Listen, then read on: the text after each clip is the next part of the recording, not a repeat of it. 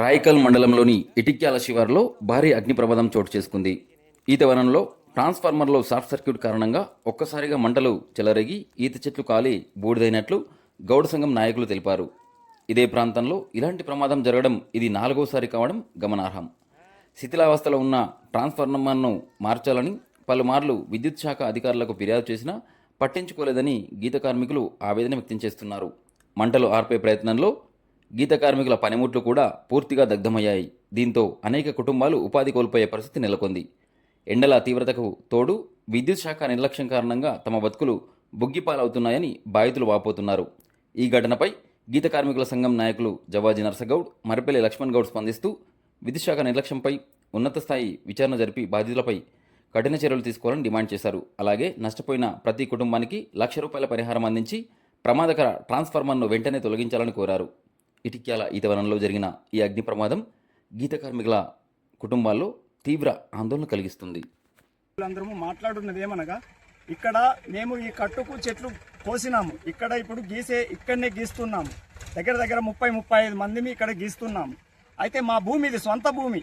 ఈ భూమి లోపల విద్యుత్ అధికారులు ఇక్కడ ఇక్కడ దీన్ని ట్రాన్స్ఫరం వేసినారు. ట్రాన్స్ఫరం గురించి ఇక్కడ రైతులకు ఇటు అంటే కింది భాగంలో ఉండే పంట పొలాలకు దగ్గర ఒక 20-30 ఎకరాలకు ఈ ట్రాన్స్ఫార్మర్ నుండే సప్లై.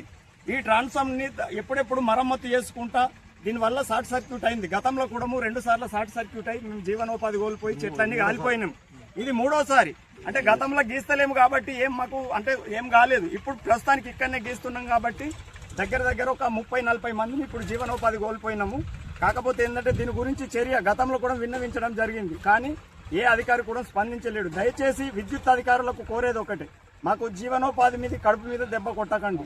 దీని రాష్ట్ర ప్రభుత్వానికి కూడా కోరేది ఒక్కటే. ఇది అంటే మళ్ళీ తర్వాత కూడా ఈ రోజు నుండి అంటే ఇప్పటికి ఇట్లా అయింది. దీనికి తగు చర్యగా ఆబ్కారీ అధికారులకు కూడా చెప్పున్నది ఏమనగా, మాకు దీన్ని ఫర్దర్గా ఎట్లా ఫాలో అవుడు, దీని సంగతి ఏంటిది, మాకు అంటే విషయం ఏందో మీరు కూడా సూచించాలి. విద్యుత్ అధికారులకు తెలుపున్నది ముఖ్యంగా ఏమనగా, ఇక్కడ ఖచ్చితంగా దీన్ని తీయమని ఎన్నోసార్లు విన్నవించినాం. ఇది మేము ఒక రైతు కిందకే వస్తాము. ఈ రైతు అంటే ఇప్పుడు ఎండాకాలము 4 పైసలు అమ్ముకునే పరిస్థితి.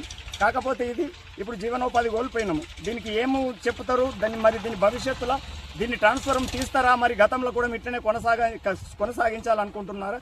దయచేసి మాకు దారి చూపండి అని కోరుతున్నాము.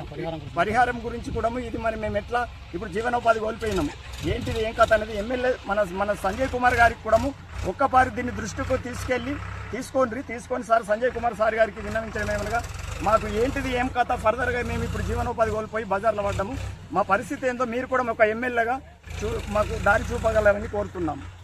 జై గౌడ.